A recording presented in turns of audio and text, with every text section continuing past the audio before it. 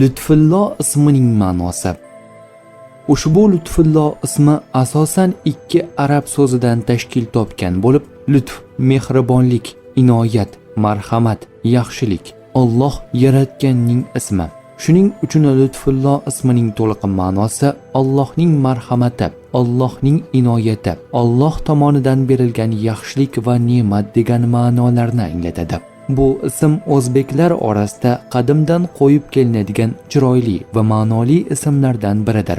Ism egalariga odatda mehribonlik, saxovat va yaxshi xulq tilab qo'yiladi.